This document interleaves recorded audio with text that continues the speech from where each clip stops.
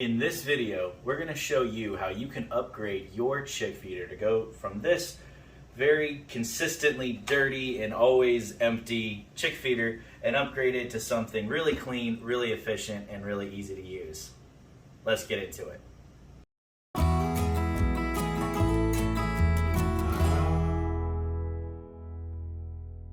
Welcome back to MoonWood Homestead, where we help you become more self-sufficient one project at a time. In today's video, we're going to upgrade our chick feeder from this standard one that most people have everywhere that you can get online or at different stores, and we're going to change that to something that is more gravity fed specifically. I can do a larger container of it, and they won't have the ability to get nasty, which is really, really helpful. Now, when I first tried to record this video, we started off with this particular container, and this is what the finished product would generally look like, right? So you've got your feed port in there and inside this box. I did a poor choice, though, on the plastic that I utilized, and so we've had to change that up and re-record.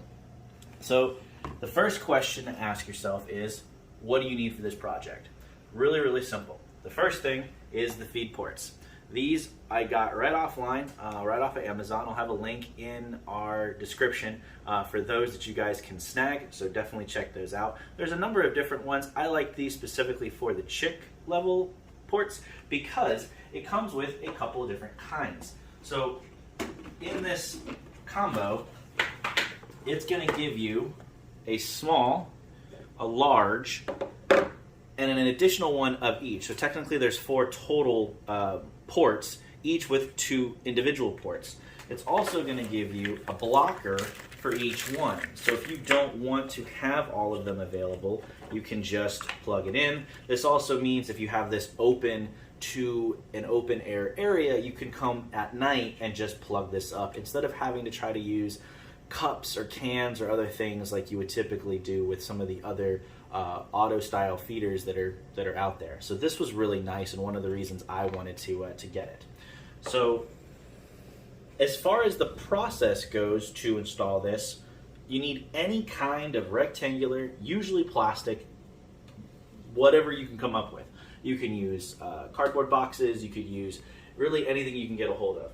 When you actually get the port, it comes with this handy dandy little brochure that just kind of walks you through it, gives you some ideas and some examples of different kinds of containers. I've seen some people even use some of the cat litter containers, like the squared off containers, because they're really good solid plastic. What you want to do is make sure that you can actually cut through it. That's what happened with our first one. This was really rigid plastic, and I completely shattered it when I tried to cut through it the first time. So learned my lesson, got something a little bit more pliable and a little bit larger, but it'll still do the trick for us with what we're trying to do. Now when you get this, it's going to come with, which I've already cut out because this is tape 2, a little stencil. The stencil on here is really nice. It's essentially just a rectangle piece, and you're going to use this to tape to your box or whatever you're using. And the beauty of it is that it's got a line on the bottom of the stencil, not just to show what size box you need to cut out, but how much space you need so that you know how deep that's going to go. Because if your feeder is at the very bottom of this and you drew the box down there while the port fits in, it's not going to have enough space for the feed to get underneath it, which means that it's never going to work. So you want to take that into consideration. So definitely highly recommend doing that. Once you've got that and you've got that pasted on there, you just simply cut out the X portion of the stencil, and that leaves you with what you need to cut out. I've done that on this box already. You may not be able to see it too well, but I've just done a permanent marker drawing on there, and we're just going to cut that out, right? So once I have done that, and I've cut it out, all that's left is to use the screws and the plastic coverings that they come with, and you're going to put in to the holes itself. So we're going to get to that in just a second.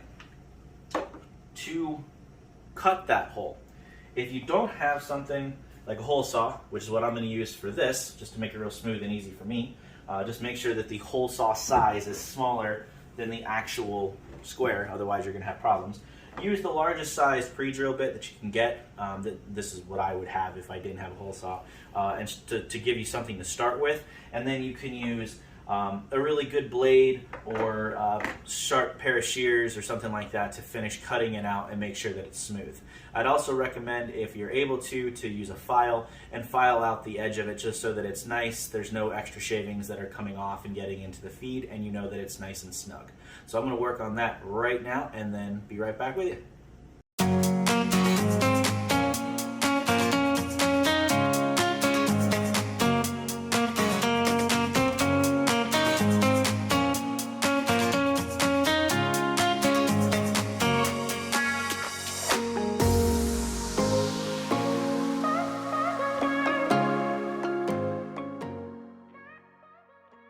And that's it. Real simple. Took us maybe 5-10 minutes tops to do everything.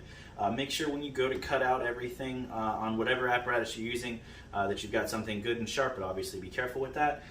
And all it needs now is to be filled with feed. So hope this was really helpful. If you liked our video, leave a like. If you want to join us for more adventures here at MoonWood, then subscribe down in the bottom, and we hope to see you next time. Take care.